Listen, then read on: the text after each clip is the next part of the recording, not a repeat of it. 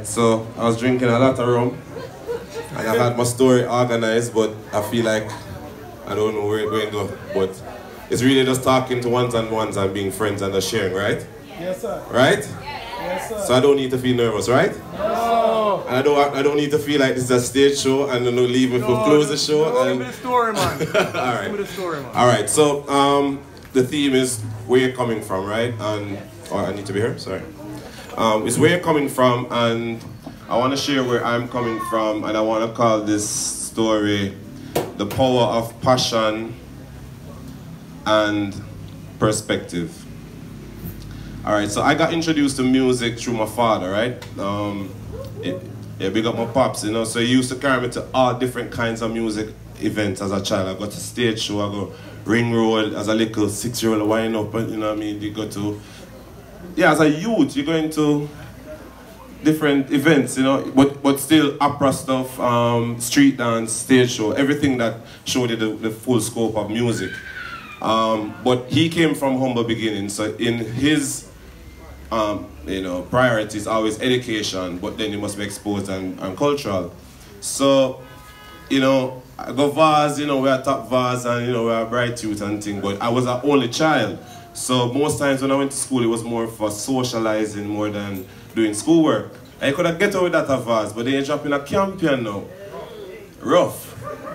The sister before talk about with dance and then you're going to the bright class.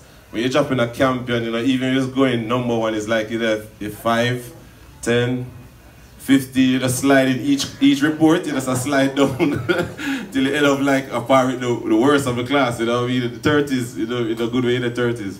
But at that time, music school for me was a socializing. My father had a big emphasis on education. So when I was around 14, me and my friends, you know, Craig, Marcus, Alex, we joined the school choir. And when I joined the school choir and we started TOK, that was the first when I realized this is what I want to do. And it was clear as day. This is when I found my passion, right? And before that, going up in school at Vaz, I never would have think I would be an artist. You would never, I was very shy. If you don't know, I'm a very introverted person. I would never imagine that I would be an artist. So much that I can remember, I always thought I'd be a lawyer or a actuary, because I'm very good with maths, with numbers. And I remember being argumentative, and one day in the car, I said to my mother, I said, Mom, I'm really I like school. And she said, anything you're doing, you have to go to school to learn. Even if anything you're doing in life, you have to go to school. And me with my argumentative mind, I said, I don't think of what I can talk about that don't need school. And I said, I'm going to turn an artist. And she said, you think Michael Jackson don't have to sing? You don't think he don't have to go to school? You think Prince don't have to go to school to learn to play a guitar? You will still have to go to school. And I remember I just dropped back in the car and said, forget about that. Ironically, at that time I would never imagine that I would be an artist. But now, 14, I find my passion. At the same time, my pops now come and one day and say, look at this paper, what you see? I said, 3 masters. You know what that mean? Yes, Daddy, you have 3 masters. No, that's not what it means. What does it mean, Daddy? Because it's very, you know, focused music, but I don't want to hear nothing else. I expect 5 doctorates from you.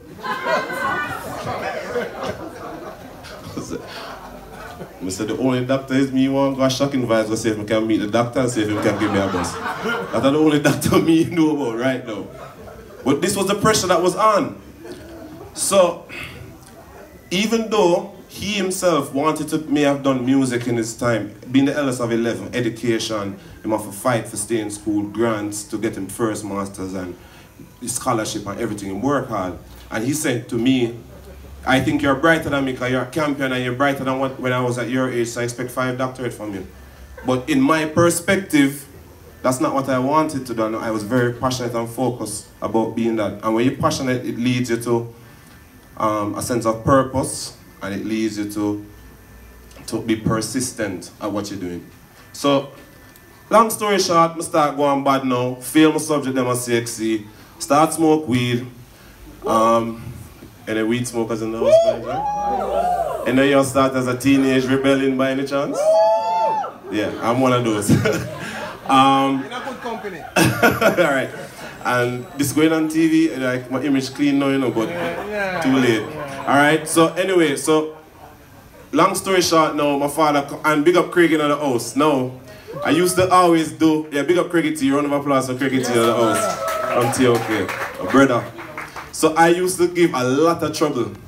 But I was like, my lie bad, my lie. See? So anything I will go on with, I always blame Craig. Like literally me asleep and my father come in and say, a big ice pick on the bed. And say, what you doing with ice pick at school? And I just in my sleep just roll over and say, no, Craig did a fight with some people, man, and I never want him to stab nobody, so I just take it from him and tell him to carry it to him. Mad boy enough, and just roll over.